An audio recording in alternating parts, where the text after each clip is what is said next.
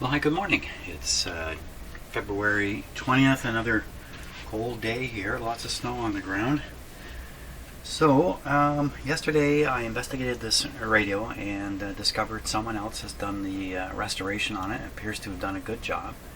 And the radio's working really quite well, except it hums. That's the one thing about it. So today I plan to investigate that hum. I have no idea how it can hum, why it's humming, and I'm not even sure I'm going to discover what the problem could be with it.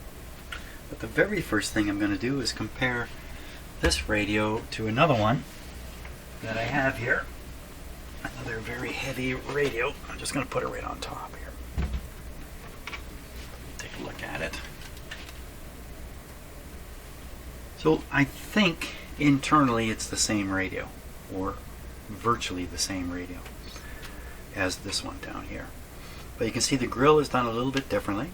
There's some similarity. It has the inlay here and this piece here, inlay and this piece here. It's not an awful lot different. I've discovered that these surprisingly good-looking pieces here, like the paint has not been damaged or anything at all. They look brand new. They're not brand new. This is a metal piece that goes on here. I'm pretty sure they're not brand new. And in this radio, I thought it was cardboard. Maybe this piece is plastic in this radio. We're not going to investigate this one. We're going to stay focused on that one. This one I made an attempt quite a few years ago to repair, and I actually gave up. It's one of the very, very few radios I've just given up on, simply because it looked like it needed so much done to it. I had no idea if it worked in the first place, and it just looked like a hairy disaster. In fact, is what it looked like. So it's one of the very few radios I've just set aside, and it's just been sitting since then, and it weighs a ton in here. One thing it does have, basically, I believe it's the same tubes in here, so it's a spare set of tubes for this radio. Now, how can this radio be humming? Somebody put a lot of work into it. Actually, I'm going to get rid of the cabinet here. I don't need it up here. Somebody put a lot of work into it. They changed. Oh, for crying out loud! There's a big spider here. Okay, so spider hunting. I don't have my spider killer handy. It's right on my pliers there.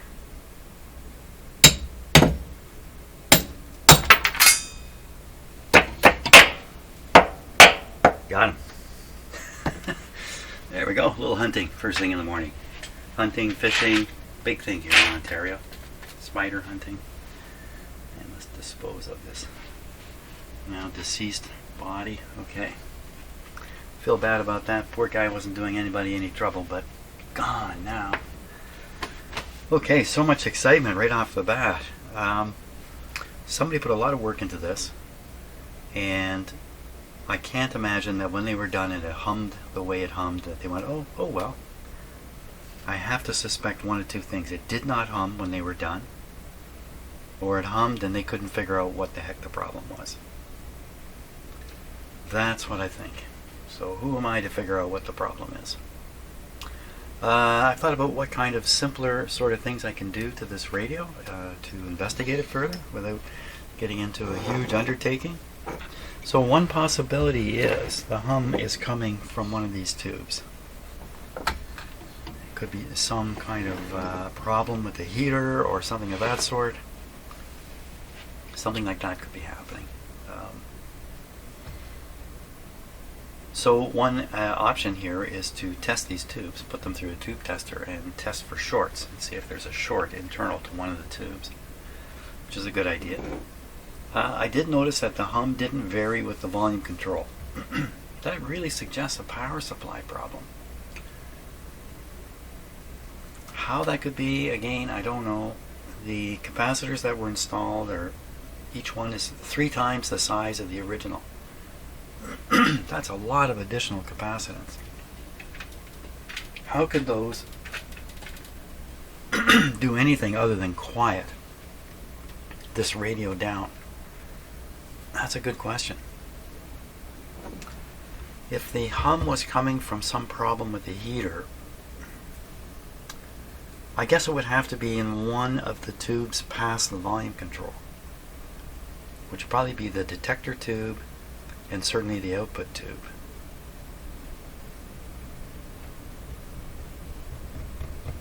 Maybe I'm going to start off by determining which tubes those are and testing them right off the bat. Now, my tube tester doesn't have a hum test. It has a test where it will detect leakage between elements. And the idea is the elements are coming into contact, or some material inside the tube is shorting some elements together, maybe partially shorting them, something like that. So I think that's a good approach. So I got to figure out, maybe we'll figure out which one is the detector tube first. I look down at my keyboard, and there's that smashed up spider. What's it doing there? It's not dead. And the reason I'm showing you this is because of something I've noticed with ants. Maybe it's true of spiders too. With ants, sometimes we get these big black ants in our house. And we have a lot of carpet in our house, and so a big black ant on the carpet, I start running my foot over it. Ants are pretty rugged. And, oh, that darn spider's gone. There's a spider loose in here. And a cat. There's a cat loose in here. Yes, hang on there. Anyway, I rub over the ant. I try to kill it. I've half killed the ant. Now the ant is crawling around in circles. It's got broken limbs. I mean, I'm sure you've done this kind of thing in your life. If you leave that, this is what I've noticed. Leave that ant alone, and in a matter of about a minute, it'll start regaining its control over itself, and maybe within another minute, it'll be running around like nothing happened. I've seen this a number of times. I don't know what to make of it. Is the ant healing itself from serious injury in a matter of a minute or two? I don't know. That's my question, but right now I'm being talked at by that guy. What? You want what? Over there. He wants to go. That was it. That was a whole indication. It was the sound of a. This is not a good morning. Spiders, ants being talked about. One of my cameras just fell hard to the floor. I better go drink coffee. Peanut, I'm coming. Testing this type of tube, these Rogers tubes, is not a completely straightforward effort. These tubes are special. I think what was going on was Rogers back at this time was a very significant manufacturer in the radio industry, here in Canada for sure. And they were making vacuum tubes. And they made their own vacuum tubes under their own design. And I'm pretty sure the idea was if you had a Rogers radio, then you had to buy a Rogers tube to go in the Rogers radio. And of course, part of the business of making these radios was selling vacuum tubes. The tubes were, of course, not going to last forever, especially back then. Tubes were not nearly as reliable as they were, say, 20, 30 years later. So lots of tube changes going on. That's one of the reasons why I'm a little surprised that all these appear to have been purchased at the same time based on the writing on the tube. And so I'm also surmising that this was an upgrade to the radio that was performed. Probably another selling, I don't want to call it a stunt, but let's call it an opportunity for Rogers to sell a bunch more tubes. Hey, take that radio of yours and upgrade it. I don't know if that's really true. It's just these clips here that make me think that. Okay, so the output tube, we can start with the output tube. It's this one here. There's no grid cap on it. I'm going to pull it out here.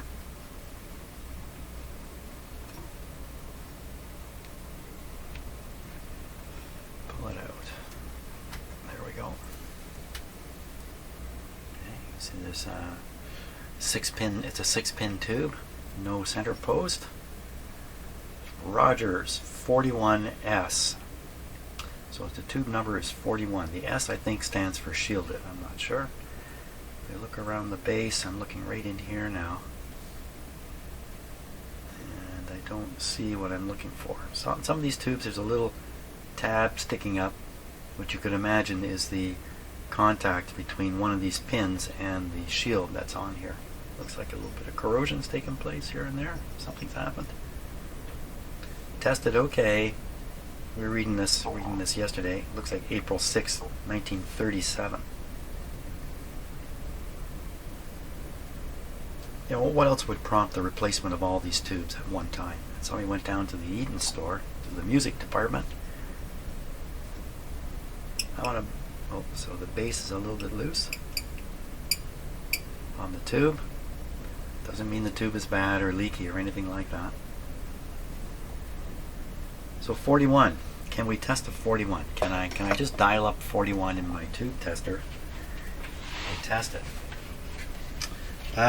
So one good place to start with trying to figure out what's going on with the Rogers tube is on a website called Just Radios. Just Radios is a small operation in Toronto that sells capacitors. A lot of the yellow capacitors you see me installing, I buy from them. I have no relationship with this operation other than I'm a customer.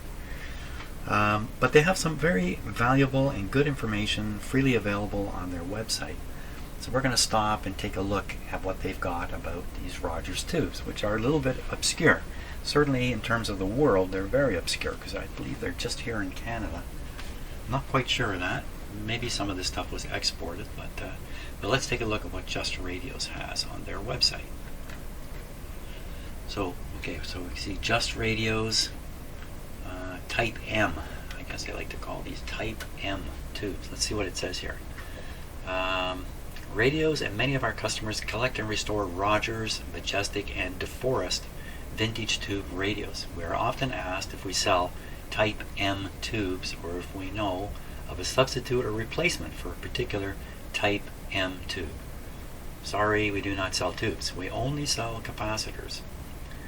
However, we are pleased to provide you below with a Type M tube substitution information. We hope you find this substitution information and have good luck with your vintage radio restoration. So, Type M spray shield tubes were invented and manufactured by Rogers. Eventually, by the way, Rogers is still around, only the Rogers Corporation doesn't make radios anymore, not that I know of. They operate a very extensive TV cable system throughout Ontario here and much of Canada. A very, very large corporation. That's actually the video you're watching traveled over Rogers cables to get to you at some point from my house. Let's see, let's get back to what we're reading here. These tubes were the predecessors to metal tubes. Because Rogers Majestic and DeForest Crosley, all made by Rogers, radios. Now that's another thing. Back in the day, these companies were buying each other, they were buying each other's names, they were buying licenses to use each other's names. It's very confusing about who really made that radio that says something on the front for a manufacturer. And similar today to other products where the name is really a seller of the stuff and the manufacturer is in the background. His name is hidden away somewhere or not even on the product somewhere. These tubes were predecessors to metal tubes. Because Rogers Majestic, DeForest Crosley, all made by Rogers, radios were made only in Canada, not in the USA, and finding tube substitution information for Type M tubes can be a challenge. Tube substitution books tend to overlook Type M tubes. Finding Type M tubes can also be difficult. To help you with your Rogers Majestic and DeForest tube radio restorations, Just Radios have prepared a table below of tube substitutions for Type M tubes. If anyone has more Type M tube substitution information, please let us know. We'll be happy to add it to the chart. Good luck. So here we are. So these are the Rogers tubes, or they call them Type M tubes. And we can find a 41. Here it is. And over here it says it's basically the same as a 6K6. Well, that's good because I can dial up 6K6 on my tube tester because I don't think it's going to have 41M on it. And then we can test this too. What we're really testing it for mostly is just for some kind of short or leak inside the tube. That's really what I want to do. So anyway, there we are. Now, another thing. Take a look in my tube manual. It's RCA Receiving Tube Manual. This particular manual is from when? Well, it says 1957 here, by Hugo Oja, the original owner of this book. A guy I worked with when I was working a long time ago. He came in one day and said, "Here, you might want this." He gave me this book, and I've used it so much. It's unbelievable. You just never know where the goodness is going to come from in life. Okay, so here it is. Power pentode number 41. Doesn't say M, just says 41. Doesn't mention Rogers. Glass type used in output stage of radio receivers. Blah blah. Tube requires 6 contact socket. Heater volts 6.3 and the amps are 0.4. This type is electrically identical with type 6K6 GT. Type 41 is used principally for renewal purposes. So I think what they mean by that is kind of like what I'm suggesting might have happened to this radio, where somebody just bought a new set of upgraded tubes and got a better radio out of the deal. But here it is, 41. That's twice now we've been told it's a 6K6. Well, that has to be the case. But there's one more place to look, and that's right on my tube tester here. On the roll chart, we'll look for 41. 41 is going to be this way here. No, way too high.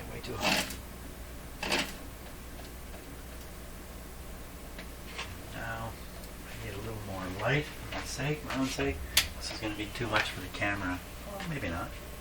You can't see in there, but you can see here a little bit. Looking for 41. 41. It's right there. 41, 6.3. Doesn't say anything special about it. Now, this is the same setting as a 6K6. So I'm going to set these buttons here. We'll do the whole thing. 6.3 to 46H. 46H. 73451.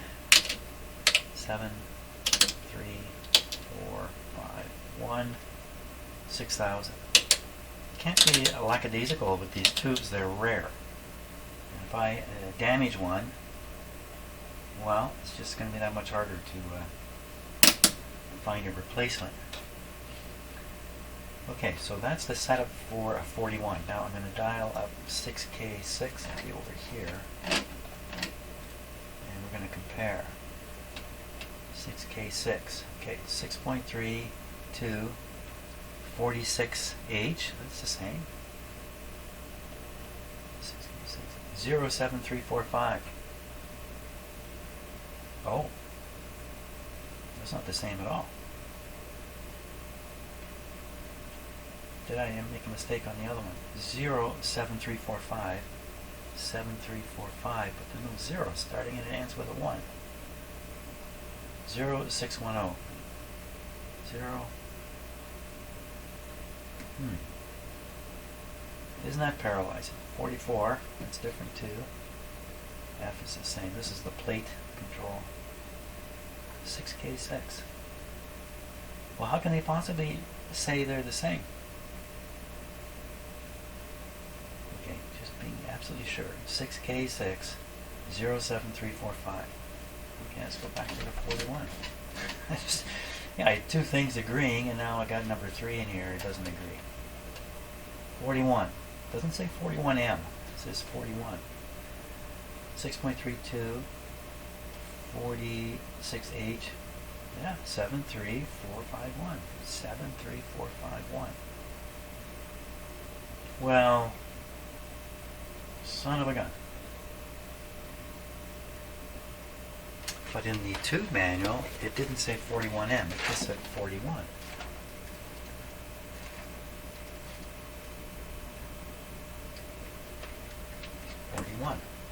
No M.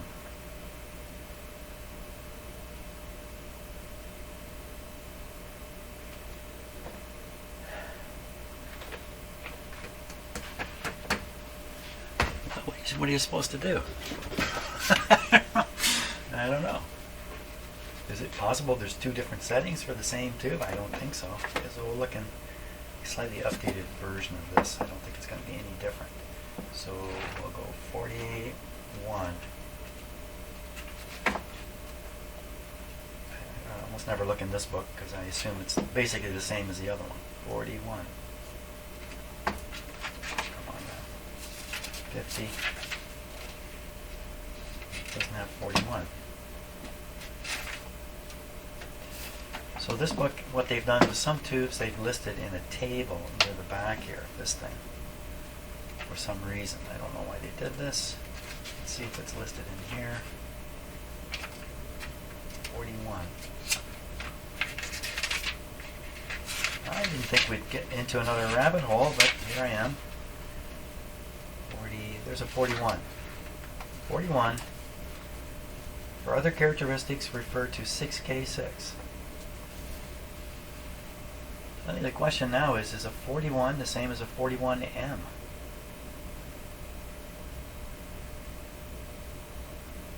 This would suggest that the information on Just Radio's website for this tube has come from one of these manuals. But this says just 41 also. 6K6, right, Jim? Is there something weird going on in your head? That happens. 6K6. GT. 6K6. Okay, well, we'll check over here one last time, and then I'm going to go away. I wonder, what am I going to do here? JK, 6K6. 07345. But I've got 73451.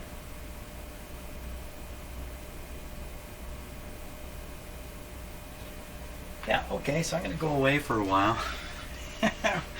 This, I thought there might be something interesting here, but this has just gone a little bit too far. So, as I've mentioned a number of times on my videos, I'm like the guy with two watches who never knows what time it is. Well, now I'm going to be like the guy with three watches. Let's look in another tube tester here.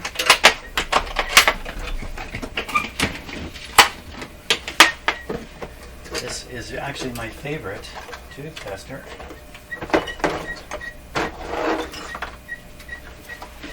The Stark 966. I'd use this all the time, except some of the sockets are worn out, or wearing out, rather. So let's see what he says. What's he say about it? So we'll start with 6, because right here, 6K6. We'll start right here, 6K6. And I'll set the buttons for this. 6K6, so we'll do everything. I can remember how to do it. 6.3, JR. These first two are the heater settings. JR. And then 5347. 5347 and a 0. These numbers do not relate to the other tester at all. And then 34 on the bias setting. 34. 67 on the English, just to make the meter read good and bad properly. Press P4. Okay, now we'll look for a 41.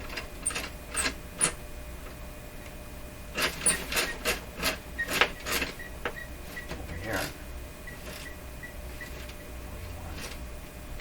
80, 70, 30, 50, 46, 41. Here's a 41, no M.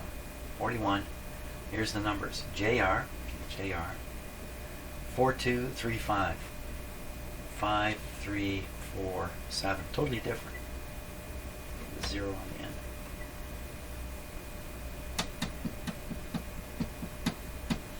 So maybe the situation here is a 41M matches the 6K6. The 41M is never listed in these tube testers. It's too obscure.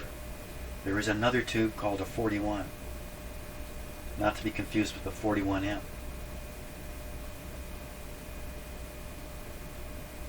and a 41 is a different tube from the 6K6.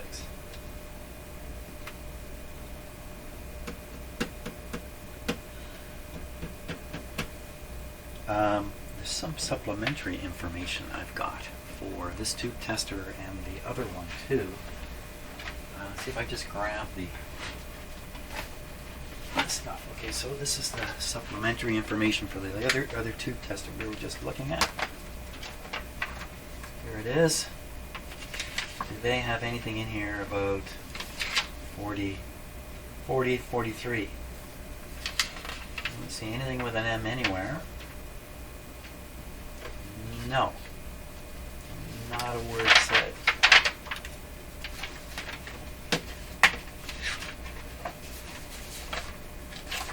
Check this out. Property of CFOX radio, January 29th, 1960. It's when they acquired that tube tester, the other tube tester I had here. Okay, that's not working out. So now we gotta kind of go on a. What are the chances that the chart is wrong on just radios? What are the chances that 41 and 41M are the same thing? Now wait a minute. Right in the manual, tube manuals, it says 41 is the same as a 6K6.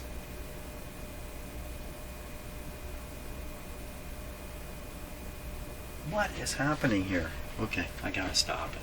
There's something stuck in my head wrong, I think. Okay, so I've gone to Radio Museum and I've typed into their tube search 41M and I got this. Normally replaceable, slightly different.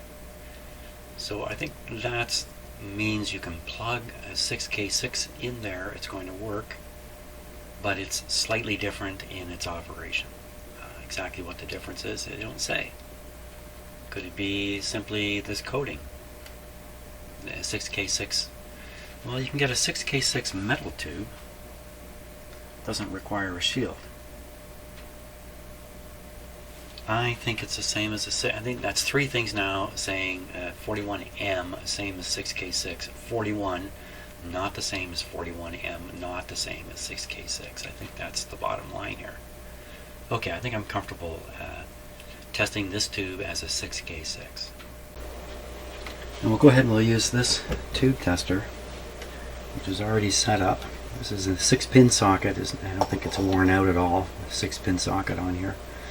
One of the interesting things I read when I was reading up on the history of the Rogers tube was that in the early days of Rogers working on tubes, one of the driving factors was to produce a tube with less hum, because the heater arrangement in existing tubes was generating a hum,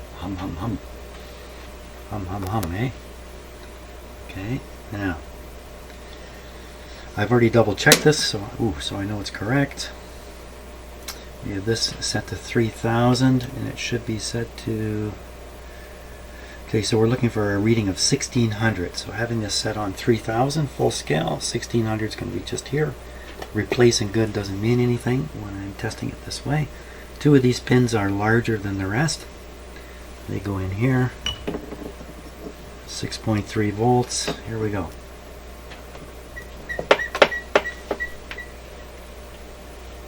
Okay, I can see the heater coming on.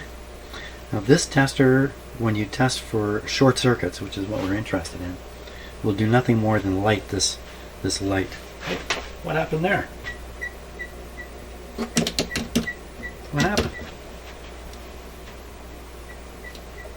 Did my light just burn out? It just gave up the ghost. Because it's still on. Okay. Maybe like that. Okay, so we'll do the test. This light may flash. That doesn't mean anything. The flash doesn't mean anything. We're looking for it to stay lit. It does not stay lit. So this suggests this tube has got no shorts in it. Let's test it. The test button will be this one here. And again, we're looking for it to come up past my finger. Oh, that didn't look. Oh, what happened? Hey, this light came back. What the heck? What's happening? So, what's happening?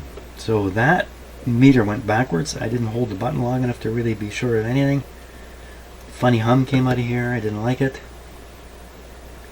So does that mean there is a short in there and this tester didn't pick it up until I pushed the test button? JR5347. JR5347.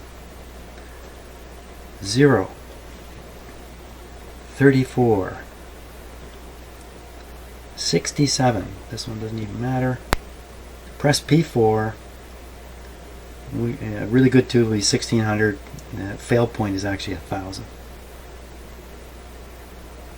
Oh my god, do I push that button again? Yikes. Yikes! Now what? Now now what? Okay, we're going to bring back the other tester. And we're going to test it as a 6K6 in the other tester. Oh man alive, what is happening?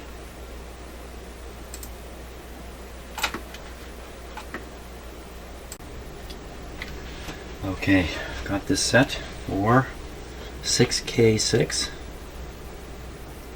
I'm going to put this in socket. Check the voltage, 6.3. There we go. So this one's a little different. It doesn't have a neon light that it tries to it uses to indicate a short. Instead, the actual leakage current is reflected right on this meter. So, so as I perform the test, very similar switch here. You watch this meter. It may come up a tiny amount. That's normal when you go through some of these settings, just a tiny amount. But if it comes up any higher, there's some amount of leak. Perhaps the amount of leak on the other tube tester was not enough to light the neon light. I don't know. Okay, so the tube is, I don't think it's lit.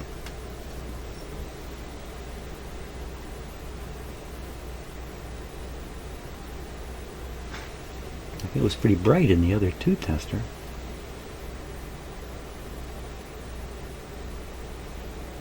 Wow, this is really paralyzing. Okay, I'm going to wiggle it a bit, wiggle the tube a bit, and watch this light to see if it flickers. It does not flicker. I'll pull it right out. Didn't do anything. Oh my god, what's going on here? 6K6. 07345. 07345.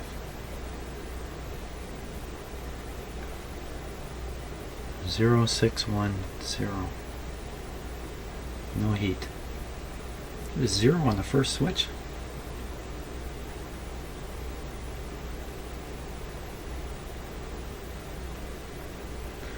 Well, we'll do the short test. It's I don't know what it's going to mean, but we'll see what happens here. Nothing at all. And if we run the actual test, it's not going to respond because there's no heat in the tube. I have to get a 6K6 out now and stick it in there. Well, it's just going deeper and deeper and deeper on this. Okay, I really, as usual, couldn't have imagined this is what I'd be doing today. Here's a 6K6, got a nice green check mark on it. All these tubes have been tested. If they're in my collection here. Wow, very cold. Sitting down near my floor. Very cold indeed. So, wait a minute. Wait a minute. This 6K6 has a pin on it. It doesn't go in the same socket. Well, surely the tube tester. So the tube tester is probably set up for this kind of socket. And what's going on in this socket, who knows? Because you can't put a 6K6 into one of these sockets.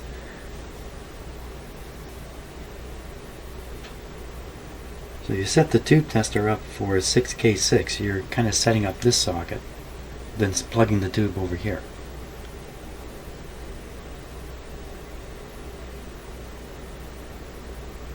Right, every 6K6 is going to have this kind of base. Not like that.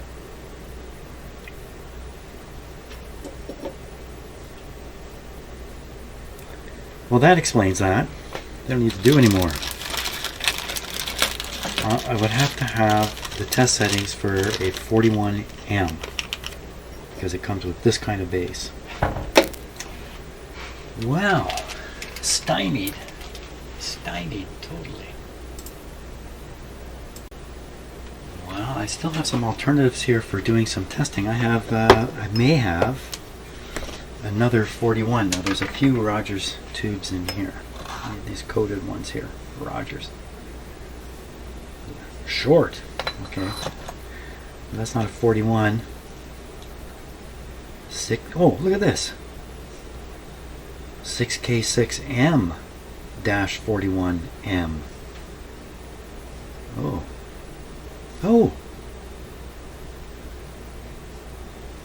So I've got a 41. I got an early version of the 41, 6F6. Nice looking Westinghouse Radiotron. So I think the other manufacturers caught on to what Rogers was doing. And as I read somewhere, these are the predecessors to the metal tube, 6B7. Some of these are in that radio. This has got a cap, so it can't be it. 88M, 6K7. Marconi. So I think what was going on here is Marconi is making a 6K7 with a coating, calling it 6K7, and then pointing out it's the same as an 88M. So you don't have to buy Rogers tubes, you can buy one of the Marconi tubes. I'm sure stuff like that was going on. There's the little tab that I believe makes contact with the coating and then brings that down onto one of these pins to be grounded inside the radio. Licensed by Thermionics Limited, something Canada. Rogers, yes. 6J7M. I've got some more. I've got some more Rogers tubes somewhere. Might as well, I'm into this now. This is kind of how it goes for me. I work along, and when I get into an issue, then I explore it because I need to at that point. That's what I find is the best way for me to learn stuff, is when there's a real problem in front of me. I don't know, is this a real problem? Maybe I'm the real problem here. So these tubes in my tube collection have not been tested or sorted very well yet. So I have a bunch more of this Rogers coated tubes, but they are all, oh, not quite all.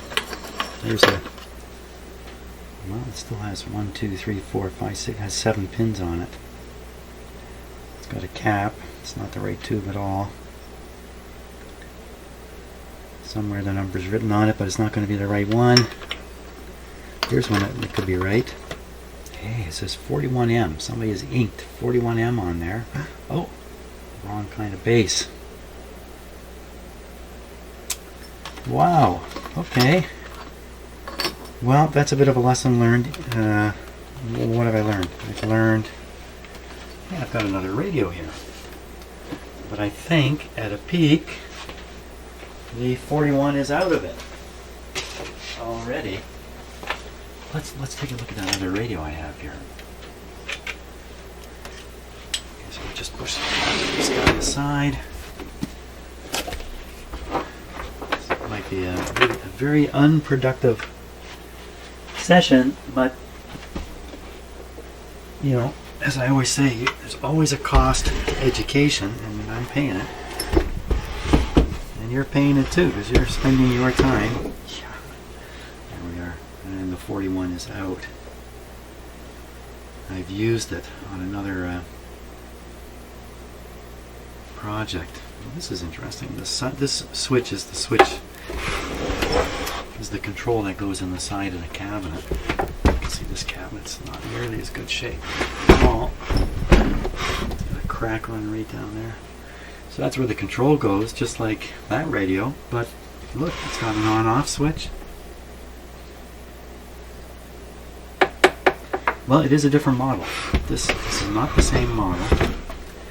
This is model number, oh, it's completely different. Model number 81. But it looks the same inside, basically. I'm just quickly comparing them. They look identical inside. Oh, you know what else? This is a 7-pin socket here with the center post. So this guy is another upgrade. The chassis is an upgrade from that one. So they upgraded the chassis so it could take these kinds of more modern tubes. So this must have all been happening right on the cusp of these changes taking place with vacuum tubes and the like. This must be the earlier model, this must be the later model, but not with a lot of changes. Very interesting. How is this going to help resolve the hum? Well, I don't know if it is. Well, we could, run the radio with this tube out, but with this tube out, you're not going to hear anything out of the speaker, so the hum will disappear. We can run the radio taking these caps off, but we already know that the hum is independent of the volume control, so it has to be later in the game. The one area we haven't really pursued in depth is, just looked quickly at it, I was suspicious about these two filter capacitors not being in the right spot, but then it was quite obvious when I looked at the schematic that in fact they are.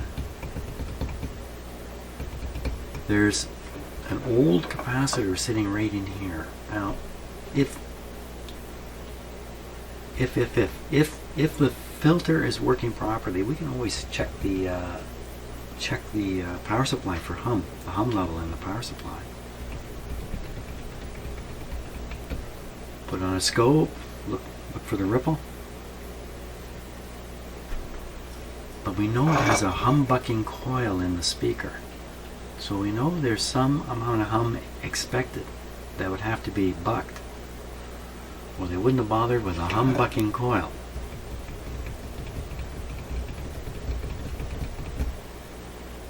So it could be a little bit of hum left in the radio, even with these big capacitors. It's all kind of far-fetched.